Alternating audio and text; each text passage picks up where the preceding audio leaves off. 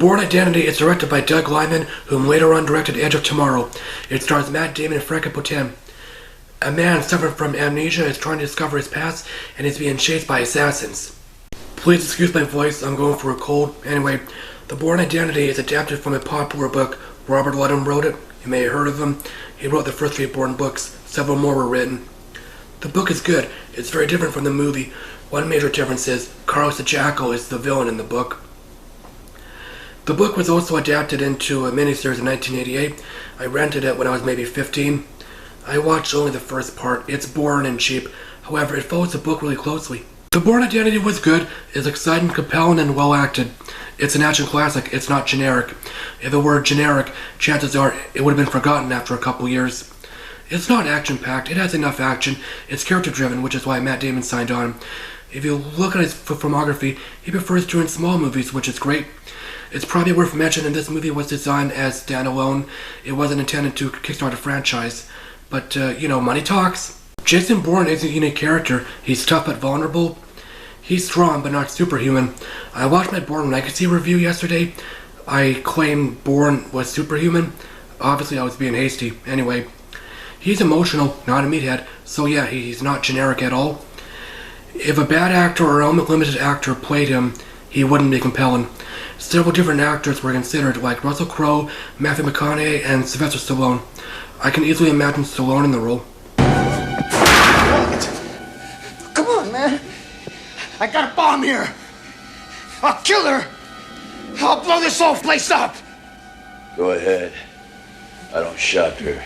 I showed that clip because I watched Cobra on Stallone's birthday. It's a fun, cheesy 80s movie.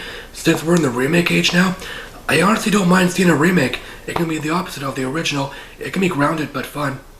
Matt Damon was an unusual choice for the role. It wasn't written for him.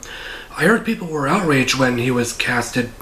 It's like how people were outraged when Daniel Craig was casted as James Bond. He's my favorite Bond, but I digress. Matt worked really hard for the role.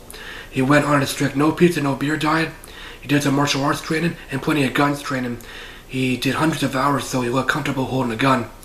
Needless to say, Matt shut the naysayers up. Franka Potene plays Marie Kreutz, a German drifter or gypsy. She's desperate, she's broke, and she's close to losing her apartment. She and Jason help each other out. I guess I'm not spoiling anything when I say that they become a couple. I think it's worth mentioning Marie is very different in the books. She's a Canadian economics analyst. Look, they're gonna kill that guy, isn't that great? Like I said, the movie isn't action-packed. It's brutal. It's hardcore for PG-13. Maybe not extremely. There's some fast editing. It's semi-normal. I didn't know about it until recently because Chris Damon mentioned it in his Edge of Tomorrow review. There's a cool car chase. It's grounded. There are no explosions, which is refreshing. It reminds me in 21 Jump Street when they made fun of that explosions cliche. Hey, why didn't that car explode? Who cares? The movie has a few deleted scenes. Most of them were boring.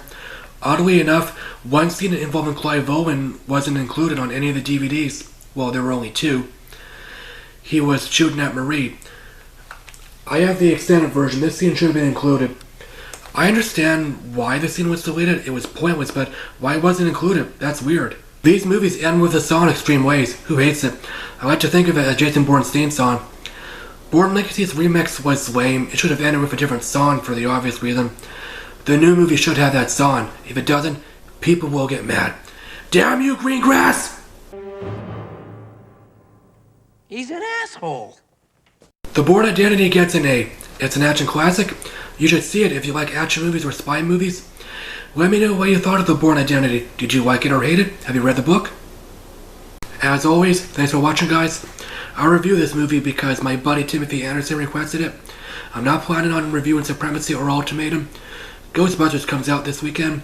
My expectations are low, of course. I'll talk to you later.